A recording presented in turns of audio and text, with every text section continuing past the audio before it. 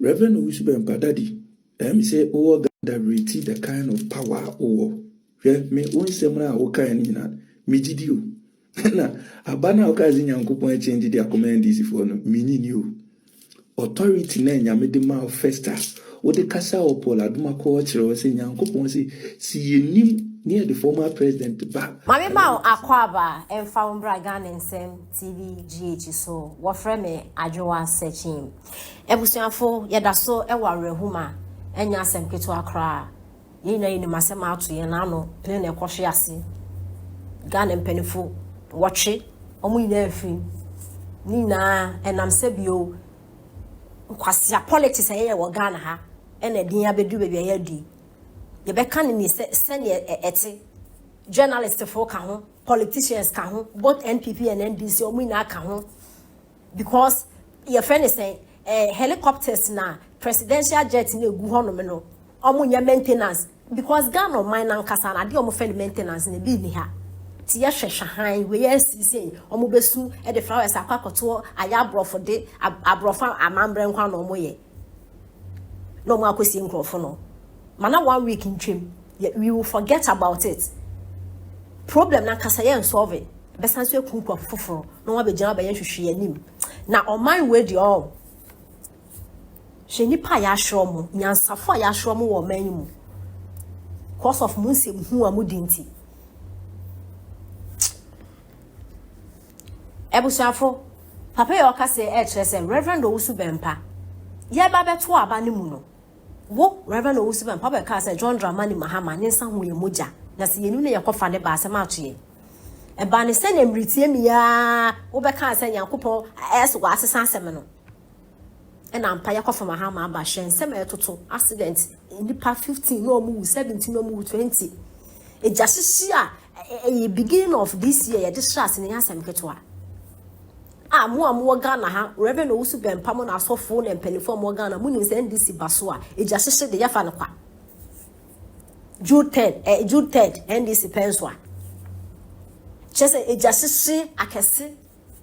Say, Yankopon say. Reverend Owusu Bempah no akwadra da ne fie bitu akokon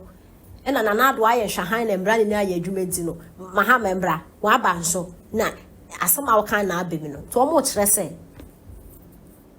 Yankopon anka hwe ankyerɛw eye ni bre na wo de akofa Mahama aba ye believe enti se ne nsem no esi ekoi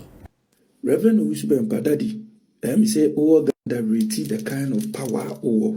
me one semana oka ni na me gidio na abana okazi nyankopon change their command is for no mini new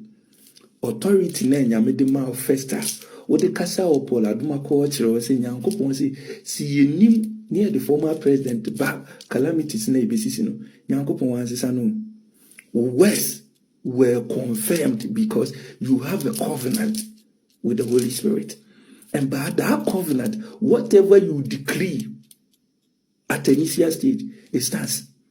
So ubetima overturn here. A lot of things and sacrifices you pay, you yourself, you know. Calamity in the Bible. But the point is that empire now mayama the victim no. Ebe diverti afifa and kofobisu innocent souls biso. And that is what we are experiencing. And kofobi upa yeah. Akufu adu nyame uye nyame kese pa se me fa o se misu mi nyame akufu adu nyame. Hwe Akufo Addo no ye president no nipa bi bo na wuto wo mo bompa ye che Nyankopon se onku no to the extent se papa ifa private jet kura na no okuja to abrakwa na hosia doye sebi empanifo mu nyansa wo akire na o mabeka se Akufo Addo bo o man nika enne crash bi akosi baabi enti wo mo se yembo empanifo ho ban sebi Akufo Addo de no oyi gotem sebi Akufo Addo ne no ototo kokko ne presidency na no odi no no ndie odite chokogo ta no Akufo Addo nyame ye kase o no obetua sankofo we nyina aka okuja to abrakwa ya koka se Akufo Addo plane private jet with them billions of cedis na aircraft ni isi wono Ghana airline no enye hwe omusi helicopter enye hwe de bia ye maintain no okuja to abrakwa sa aircraft na eto 1974 no wo na esenki ye de ma wo your private jet am ya said yes no yentimi nka ho asem na okuja tabra kwa any hopes ya do ede ekufu adunyame enimo ibedi ni pepepepe Owusu Bempah some time ago ka said your Mahama say muja ye hu ne ye ya fe de U10 bae papa ne kan se Mahama say muja etu so betena so be di president a case beba no men so de na see ye e de na course wo ritually what a dear musho sacrifice be na mo ye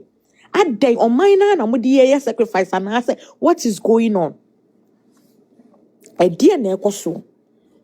a dear na ekoso yantia se jo Mahama e ba ne send a plane unu omu na eko last minute o se me ko program me ko actually program bibi wo ho something is fishy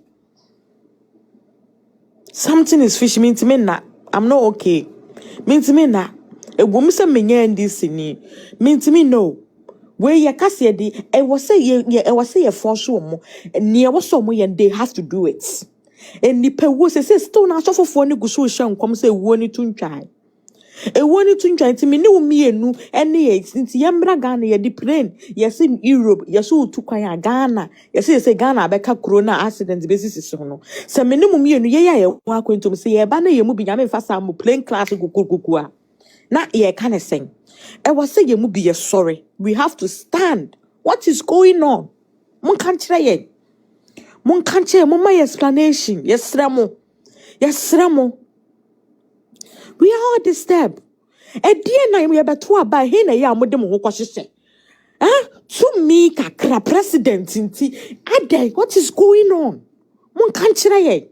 both NPP ni NDC mon kan kire ye mu beto aba na he na ya mokọ we mu be kaya ya to aba no prophecy ba yo Kenya fo so fo maame ne asofofo hyehyehye nkom SNPP NDC fo no beto aba no mokọ gi tumi wo baabi wo so omu mpanifo ida president or vice wo se ba akodi ne hu twa so ente sa ewu ebesi no mu ka kaya me pa mo cho se me bua mo ka se me bua prophecy na ba e moteye prophecy sa time na bato ni mote Kenya fo sofofo mo kai me pa mo chom me bua mo kan chem sa kosua wo boa me pa mo chom se me bua comment section mo kan chem sa kosua wo boa o mo ka se mo ko gi tumi wo baabi ya say wo say either president and an vice na wo se mo de mo ba ko de ne hu twa so appease mo sacrifice na do ye ni pe bia we hu wo ye ni kosua. Say you're sorry, I'm not panning a Bempah. Yemo a janka, yemo ya wofu nibi no. Ye flew yemu to Edicina Hindeno. Say you're sorry near Bempah, ye yankupon. Say ye danasi, so am I yankwa. Ye danasi, near why ye were yen a brabum. Empire Bobia kebia ye de mana nado. Near the mana could see a papa so. Kufo duaye na nado abegusunsuo no ogusunsu pa enu nti na nado wo yeyeni wotina ho hihye owo ma na nado a woni wabusuan nyina bewu woti hye yare de mano a woni wabusuan nyina abedikan na se wo pe papa we sei a wo ne wadofo nyina abedinkan ase ye do na nado yie obi anfonso bata no ho se anfonso bata obi aho dia na bi bata na nado ho na won so ebi bata wo ho nti wo akwala wo pani wo twi kamera si onim na wadi di na nado atempoto erade onfa wo bone nchew na se wo pe papa bo ewu a papa wo ya nyanka ene wona woni bie buafo no wo de won saka no hyehyehye bone fa papa we hu a erade wo no wo be